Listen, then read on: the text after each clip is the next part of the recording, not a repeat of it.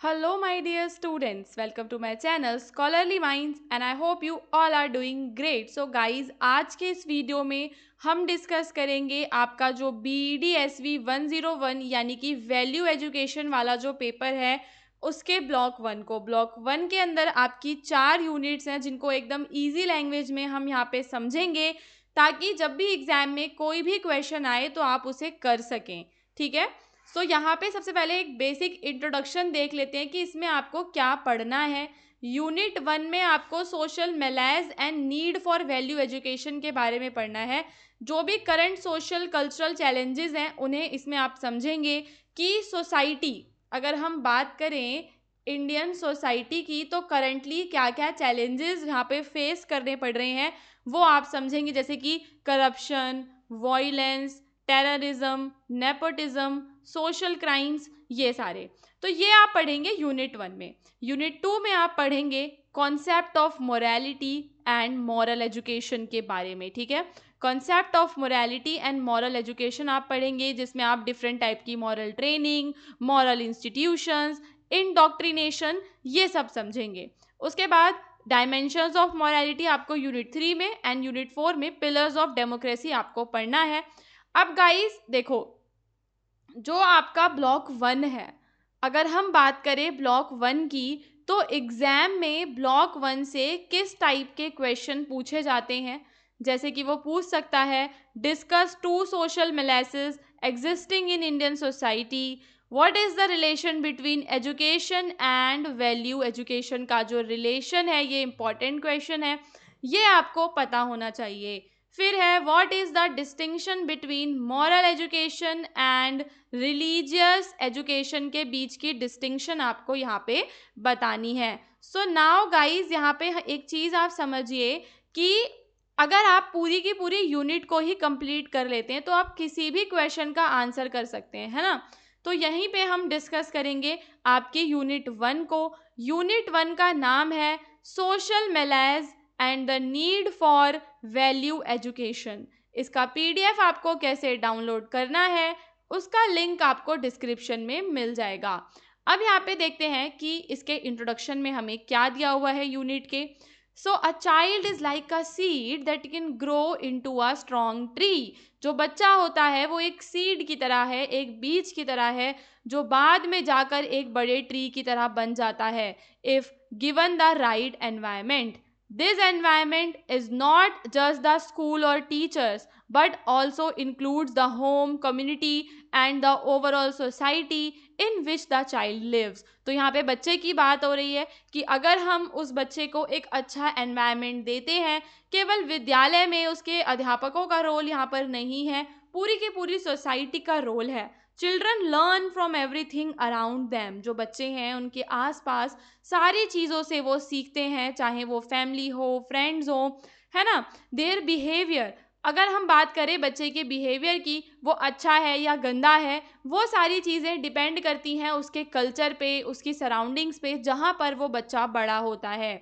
The word malice comes from French and means a feeling of discomfort.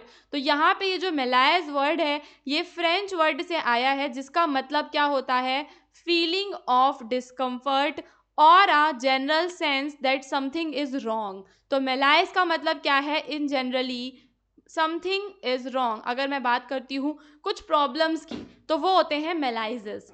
अब यहाँ पे to fight these problems, अब अगर हमें इन सारे मेलाइजेस को सॉल्व करना है, इन प्रॉब्लम से हमें फाइट करनी है, ठीक है, तो आपको राइट काइंड ऑफ एजुकेशन चाहिए इसके अंदर, है ना।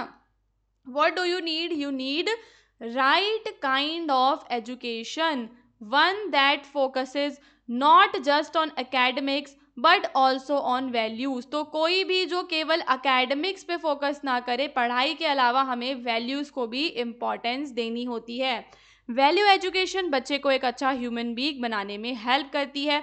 अब हम यहाँ पे बात करेंगे कि हमारे भारतीय समाज में, हमारी इंडियन सोसाइटी में कौन कौन से सोशल मेलाजेस हैं। So Indian society today is facing many serious problems. One major issue जो है वो क्या है, सबसे बड़ा अगर हम इशू की बात करें गाइस तो वो है blind race for money, power and status which is making people lose their human values, जिसकी वजह से जो लोग हैं वो अपनी ह्यूमन वैल्यूज़ को खोते जा रहे हैं। ऑल्दो इंडिया की अगर हम बात करें तो इंडिया की स्पिरिचुअल हेरिटेज बहुत ज़्यादा है, पर रियल लाइफ में हम इन वैल्यूज़ को इग्नोर करते हैं। कई सारी प्रॉब्लम्स हैं जो आजकल बढ़ती जा रही हैं। पॉवर्टी की प्रॉब्लम है, मेंटल हेल्थ के इश्यूज़ हैं, वायलेंस है, family breakdown, drug, alcohol, crime होता है वुमेन के against, social environment, stressful environment में हम रहते हैं। तो ये सारी की सारी हमारी सोशल प्रॉब्लम्स हैं। Even though all social classes are affected, the poor and marginalise suffer the most. और हम क्या करते हैं, एक बात अगर हम समझें तो इन प्रॉब्लम से हर एक सोशल क्लास अफेक्ट होती है, लेकिन सबसे ज़्यादा जो इफेक्ट होते हैं वो कौन होते हैं, वो होती हैं गरीब और marginalise communities. So despite teaching from religious and great Indian thinkers, उनसे हमने बहुत कुछ सीखा, हमारे रिलीजन से हमने बहुत कुछ सीखा, हमारे भारत देश में जो बड़े बड़े थिंकर्स रहे हैं पुराने टाइम पे, उनसे हमने बहुत कुछ सीखा है। पर फिर भी हम क्या देखते हैं कि लोग रिलीजन, कास्ट और रीजन के नाम पर लड़ते हैं, असली इशू हंगर और डिजीज़ को इग्नोर करते हैं, कर्म कांडों पे, अंधविश्वासों पे ज़्यादा ध्यान देते हैं, दयालुता, शांति पे नहीं देते, नॉन वायलेंस और इक्वालिटी की बात करते हैं, लेकिन समाज में हेट और इनजस्टिस को फैलाते हैं। रिलीजन और कास्ट को पर्सनल यूज़ के लिए वो यूज़ करते हैं। शो हिपोक्रेसी, ठीक है, जो बोलते हैं करते नहीं हैं। So there is a growing spiritual emptiness and moral confusion. तो आजकल हम क्या देख रहे हैं कि लोगों के अंदर मॉरल कन्फ्यूजन आ चुका है, जो लोग हैं वो स्पिरिचुअली एम्प्टी हो गए हैं। मैनी प्रीच वैल्यूज़, बातें तो लोग बहुत बड़ी बड़ी करते हैं ऑनेस्टी और कंपैशन की, पर रियल में उनमें ग्रीड और क्या है, सेल्फिशनेस है। और भी राइजिंग प्रॉब्लम्स हैं, जैसे कि हमारा substance abuse, break down in family bonds, loss of empathy, ये सारी और भी प्रॉब्लम्स हैं। तो अगर हम इन शॉर्ट बात करें तो इंडिया के अंदर अभी हम क्या बात कर रहे हैं, इंडिया में एक वैल्यू क्राइसिस आ चुका है। तो ये तो आप समझ ही गए होंगे। आप जो है इतने बड़े हो चुके हो, आप बैचलर्स डिग्री कोर्स कर रहे हो, है ना, बट फिर भी यहाँ पर आपको एक वैल्यू एजुकेशन सब्जेक्ट पढ़ाया जा रहा है। तो यहाँ से ही हम समझ सकते हैं कि क्यों इंडिया में एक वैल्यू क्राइसिस आ चुका है। अब हमें मॉरल जो वैल्यूज़ हैं, स्पिरिचुअल जो वैल्यूज़ हैं वो लेकर आनी है, ताकि जो भी डीप रूटेड इश्यूज़ और जो भी प्रॉब्लम्स आ रही हैं हम उन्हें सॉल्व कर सकें। सो द डेलोर्स कमीशन रिपोर्ट 1996 में ये एक रिपोर्ट आई थी जो एम्फेसाइज करता है कि जो एजुकेशन है वो इम्पॉर्टेंट है ना, इम्पॉर्टेंट है, पर यहाँ पर आपको पीस और सोशल जस्टिस जो है, एजुकेशन एक असेंशियल टूल है पीस और सोशल जस्टिस को पाने के लिए। अब ये जो रिपोर्ट है, अगर मैं इसकी बात करूं तो इस रिपोर्ट में कुछ हम की टेंशन्स की बात करेंगे, जैसे कि ग्लोबल वर्सेस लोकल। तो जो लोकल लोग हैं, people must become global citizen while staying connected to their local roots and contributing to their community. तो इसके अंदर ये कहा जाता है कि हमें अपनी लोकल जो रूट्स हैं उन्हें नहीं छोड़ना है, जो भी हमारी एंशिएंट चीज़ें हैं जो हम करते आ रहे हैं उन्हें हमें नहीं छोड़ना, चाहे हम एक ग्लोबल सिटीज़न भी बन जाएं। We need to find a balance, और हमें एक तरीके का बैलेंस बना के चलना है, ठीक है। और जो है it is important to reconcile competition which drives motivation with cooperation and solidarity ensuring equal opportunities for all। तो यहाँ पर हमें हमारे देश में कुछ ऐसी व्यवस्था करनी है जिससे कि हमारे देश में सभी व्यक्तियों को इक्वल अपॉर्चुनिटीज़ भी मिल सकें, और लोगों को एक बैलेंस बना के चलना है अपनी स्पिरिचुअल और मटेरियल लाइफ के बीच में। जो भी उनकी मटेरियल डिज़ायर्स हैं ऐसी होनी चाहिए जिससे कि उनकी स्पिरिचुअल और मॉरल वैल्यूज़ भी बढ़ें। तो ये जो है, ये रिपोर्ट इस चीज़ों के बारे में बात करती है, और ये रिपोर्ट बताती है कि जो एजुकेशन है वो समाज में अवेयरनेस फैलाएगी, एक इक्विटेबल सोसाइटी बनाने में हेल्प करेगी। ओके, ऑल्सो ये जो रिपोर्ट है हाईलाइट करती है एक प्रॉब्लम। वो क्या प्रॉब्लम है, that teacher often fail to address these issues and set the system right. अगर हम बात करें टीचिंग प्रोफेशन का, तो टीचिंग एक नोबल प्रोफेशन है ना, बट आज के समय में वो बस एक लिविंग अर्न करने का साधन बन चुका है।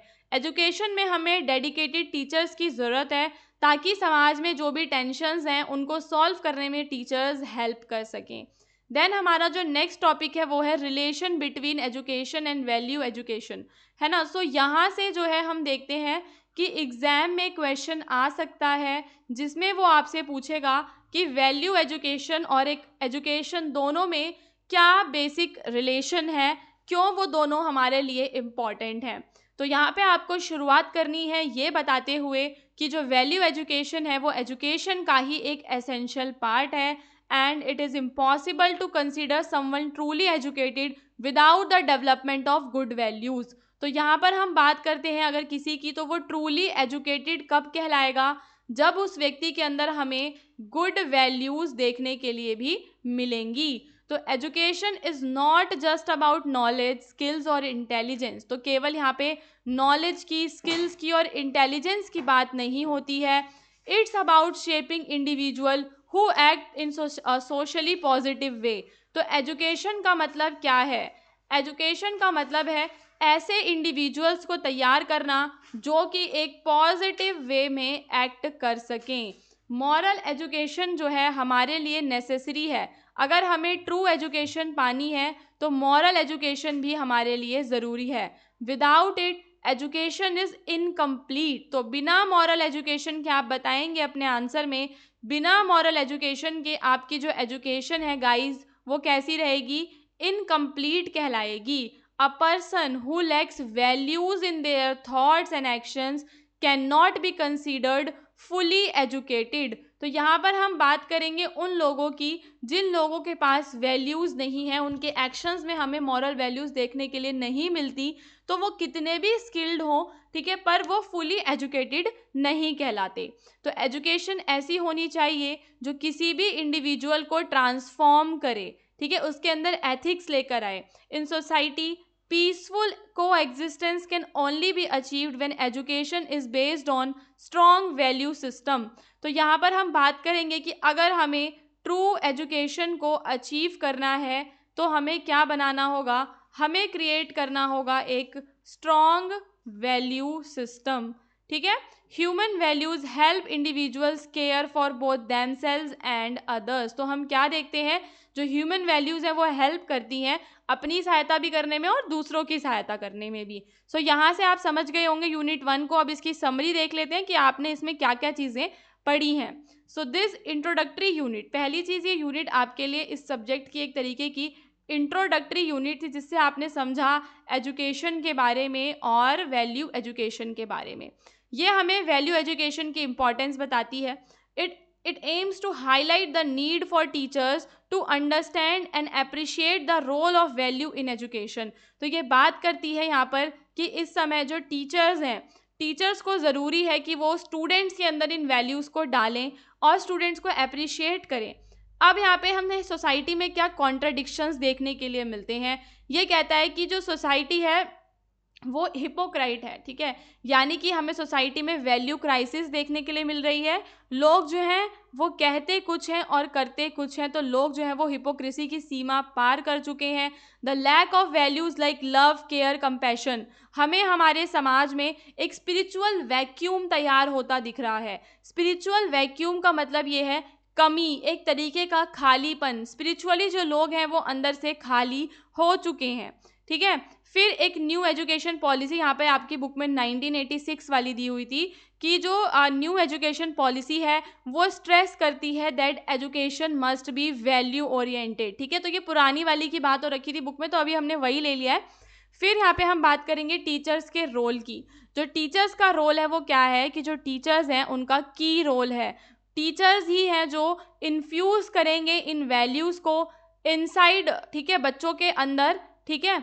The importance of value oriented education can not be over stated. Global perspective में हमने डेलोर्स कमीशन के बारे में पढ़ा है। ये सारे टॉपिक्स आपके लिए इम्पॉर्टेंट हैं। डेलोर्स कमीशन एम्फेसाइज करता है need for learning to live together, यानी कि हमें एक साथ रहना सीखना है, which means learning to work and interact with others respectfully.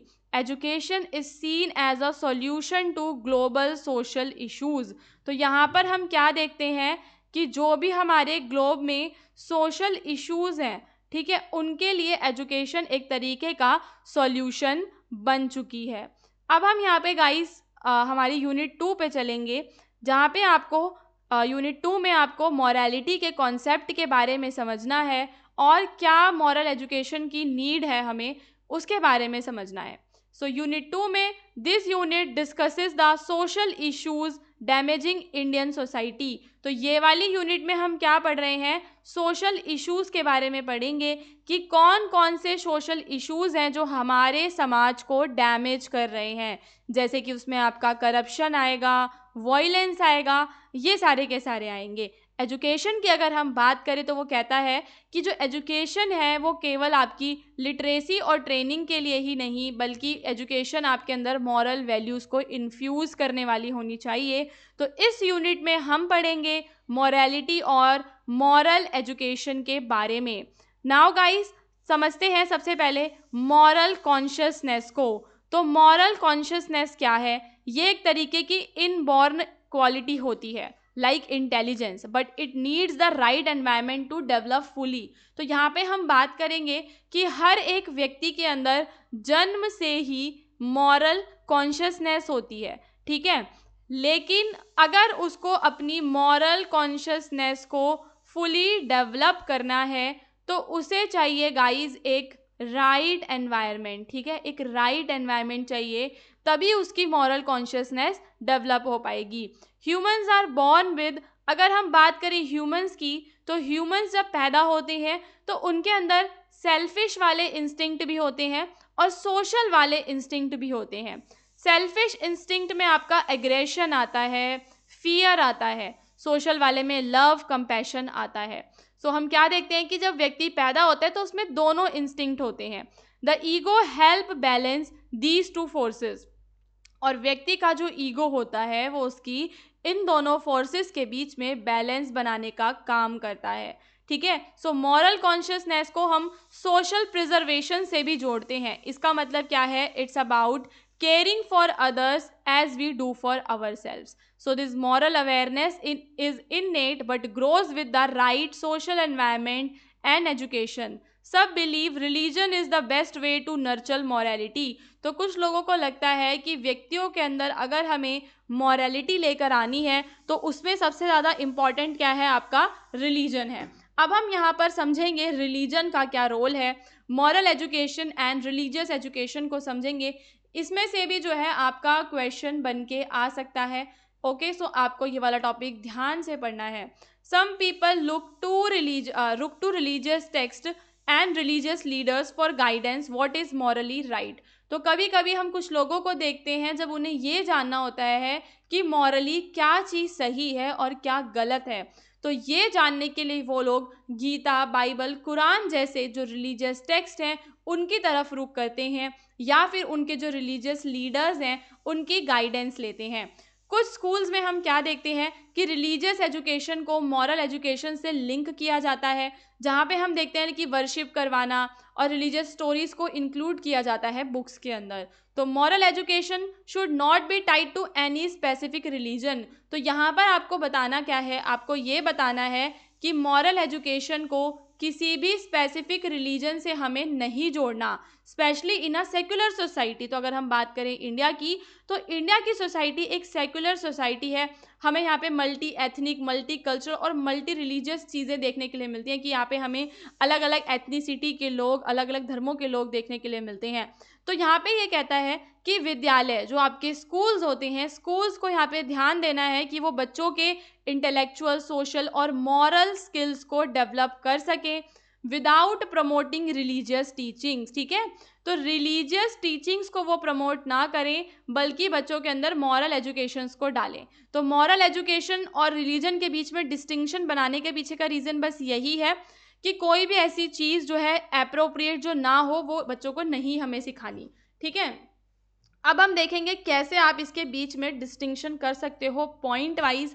सो देखो, distinction between moral education and religious education. morality versus religion. It is possible to live without religion but impossible to live without a set of moral values. तो ये कह रहा है कि आप धर्म के बिना तो रह सकते हो लेकिन अपने जो मूल्य होते हैं उनके बिना नहीं रह सकते.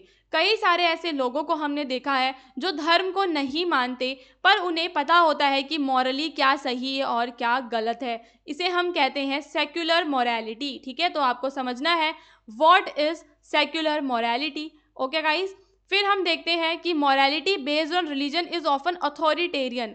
अगर हम मोरालिटी को धर्म से जोड़ देते हैं तो वो क्या बन जाती है, वो बन जाती है अथॉरिटेरियन. अथॉरिटेरियन का मतलब ये रहता है कि फिर हमें जो भी लिखा है हमारे धर्मों में हमें वो स्ट्रिक्टली फॉलो करना पड़ता है.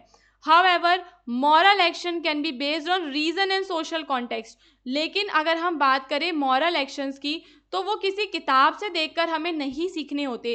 वो वहीं के वहीं आपकी जो रीजनिंग है, आपके सोचने की क्षमता, समझने की क्षमता पे डिपेंड करते हैं. For example, telling a lie might be morally acceptable. झूठ बोलना कहीं ना कहीं किसी की लाइफ सेव करने के लिए एक्सेप्टेबल हो सकता है. Which shows that morality can evolve based on human reasoning. तो मॉरलिटी हम क्या देख रहे हैं कि ह्यूमन रीजनिंग के साथ इवॉल्व हो रही है. झूठ बोलना धर्म के नाम पे गलत हो सकता है लेकिन मॉरलिटी क्या कहती है कि अगर आपको किसी का जीवन बचाना है, किसी को हर्ट नहीं करना है तो झूठ बोलना जायज़ हो जाता है. तो यहाँ से हम समझ सकते हैं कि जो मॉरलिटी है वो किस पे बेस्ड है, ह्यूमन रिलीजन पे बेस्ड है. फ्रीडम ऑफ मॉरल जजमेंट से क्या समझते हो, तो linking morality strictly with religion denies people freedom to choose their moral principle based on the context and personal conscience. तो उस व्यक्ति के कॉन्टेक्स्ट पे, उस व्यक्ति की पर्सनल रीजनिंग पे अगर हम बात करें कि अगर मैं धर्म को जोड़ देती हूँ मोरालिटी से तो मैं यहाँ पे क्या चीज़ समझ सकती हूँ कि जब धर्म और मोरालिटी दोनों जुड़ जाएंगे तो जो व्यक्ति होगा उसकी एक फ्रीडम छिन जाएगी. किस चीज़ की फ्रीडम छिन जाएगी, चूज करने की. ठीक है, चूज करने की कि क्या सही है क्या गलत है, क्योंकि उसे तो सिर्फ वही करना होगा जो रिलीजन में उसके धर्म की किताबों में लिखा होगा. तो इसलिए हम यहाँ पे मना करते हैं कि हमें धर्म को और मोरालिटी को जोड़ना नहीं है. Religious based morality may not allow for moral growth or adaptation to new issues. For instance, the moral issue of contraceptive is debated in religion. So हम क्या देखते हैं कि जो ह्यूमंस जो कॉन्ट्रासेप्टिव्स को यूज़ करते हैं धर्म में उस पर डिबेट होता है, पर ह्यूमन जजमेंट क्या कहता है कि ये ज़रूरी है. अगर इंसान को अपने खुद के निर्णय खुद लेने हैं अपनी जजमेंट के हिसाब से तो ये ज़रूरी भी है. So in conclusion morality should be viewed as independent of religion. तो हम क्या देखते हैं कि जो आपकी मॉरलिटी है वो कैसी होनी चाहिए, इंडिपेंडेंट ऑफ रिलीजन. धर्म से जुड़ी हुई वो नहीं होनी चाहिए बल्कि आपका जो है मॉरल कॉन्शियसनेस का रिजल्ट होना चाहिए. वो आपकी रीजनिंग का, आपके जजमेंट का, आप कैसे इवॉल्व हुए हो उन सब से ये जुड़ा हुआ होना चाहिए. अब हम यहाँ पे 3 चीज़ों को समझेंगे. मॉरल इंस्ट्रक्शन, मॉरल ट्रेनिंग और मॉरल एजुकेशन में क्या फ़र्क है. सो मॉरल इंस्ट्रक्शन का मतलब होता है process of teaching specific moral rules और वैल्यूज़. जब मैं किसी भी बच्चे को कुछ स्पेसिफिक वैल्यूज़ सिखाऊंगी, यहाँ पे वो जो वैल्यूज़ रहेंगी गाइज वो फिक्स्ड रहेंगी. It does not encourage independent thinking और critical reflection on the moral values. ठीक है, तो यहाँ पर जो वो है हमें क्रिटिसाइज भी नहीं कर सकता और ना ही वो जो बच्चा है वो इंडिपेंडेंटली थिंक कर सकता है. इंडिपेंडेंटली थिंक भी वो सोच भी नहीं सकता. तो teaching a child that lying is wrong, अगर मैं किसी बच्चे को सिखाती हूँ कि झूठ बोलना पाप है बिना एक्सप्लेन करे कि उससे क्या क्या आगे कॉन्सिक्वेंसेस हो सकते हैं, क्या सोशल डायलेमास हो सकते हैं, तो ये एक तरीके का मॉरल इंस्ट्रक्शन बन जाएगा. मॉरल ट्रेनिंग के अंदर हम क्या देखते हैं कि बच्चे को इन्वॉल्व किया जाएगा. उसको जो भी हमें मॉरल वैल्यूज सिखानी है उन्हें हम बार बार रिपीट करेंगे. थ्रू रिपीटिशन उसको हम सिखाएंगे. ठीक है, उसको अलग अलग गाइडलाइंस देंगे ताकि जो बच्चा है उसको थोड़ी सी ऑटोनमी भी मिलेगी यहाँ पर, यानी कि वो अपनी स्वयं की शक्ति से भी सोचेगा. So teaching children to share toys and respect others. जब हम बच्चे को ये सिखाते हैं कि आपको दूसरों की रिस्पेक्ट करनी है, उनके साथ टॉयज शेयर करने हैं, तो यहाँ पे हम क्या देखते हैं कि ये आपका क्या कहलाता है, मॉरल ट्रेनिंग कहलाता है. Without encouraging them to think critically about the underlying moral principles. फिर हम यहाँ पे अब लास्ट टॉपिक जो आपका मॉरल एजुकेशन है इसे समझेंगे। तो मॉरल एजुकेशन जो है वो टीचिंग से भी आगे जाता है, ठीक है। It focuses on moral autonomy. Moral autonomy यानी कि व्यक्ति की जो स्वायत्ता है ये उस पर ज़्यादा फोकस करता है। यहाँ पे हम क्या देखते हैं कि जो व्यक्ति है, जो बच्चा है, जिसको भी हम सिखा रहे हैं, वो खुद सोचेगा, क्रिटिकली सोचेगा, वो खुद डिसाइड करेगा कि क्या सही है क्या गलत है। यहाँ पे फोकस जो रहता है वो किस पे रहता है, उस व्यक्ति की कॉग्निटिव डेवलपमेंट में रहता है, where individuals learn to reason through moral problems. ताकि जो इंडिविजुअल्स होते हैं वो क्या सीखते हैं, वो यहाँ पर सीखते हैं एक चीज़, वो क्या है, रीजनिंग वो सीखते हैं। Okay, education aims at improving the quality of opinions about moral matters. तो एजुकेशन का अगर हम एम की बात करें तो एजुकेशन का एम है ओपिनियंस की जो क्वालिटी है गाइस उसको इम्प्रूव करने का, लोगों के ओपिनियंस को इम्प्रूव करने का, लोगों के अंदर जो मॉरल कॉइंसाइंस है वो जगाने का। जैसे कि हमने अभी आपको शुरू में भी बताया था कि जब व्यक्ति पैदा होता है तो कुछ मॉरल कॉन्शियसनेस उसके अंदर रहती है, ठीक है। तो एक ऐसा हमें डेवलप करना है कि उस व्यक्ति की रैशनल अंडरस्टैंडिंग बढ़ सके। तो encouraging student to reflect on ethical dilemmas, discussing different view points and form their own conclusion based on reason. जब हम बच्चे को कहते हैं कि अपना खुद समझो, जो भी प्रॉब्लम्स उनको हम देंगे तो यहाँ से हम देखेंगे कि व्यक्ति इसको, जो बच्चा है, अपनी रीजनिंग खुद डेवलप करेगा, यहाँ पे उसके पास ऑटोनमी होगी। अब यहाँ पे देखते हैं कि हमने इस पूरी यूनिट में क्या पढ़ा है।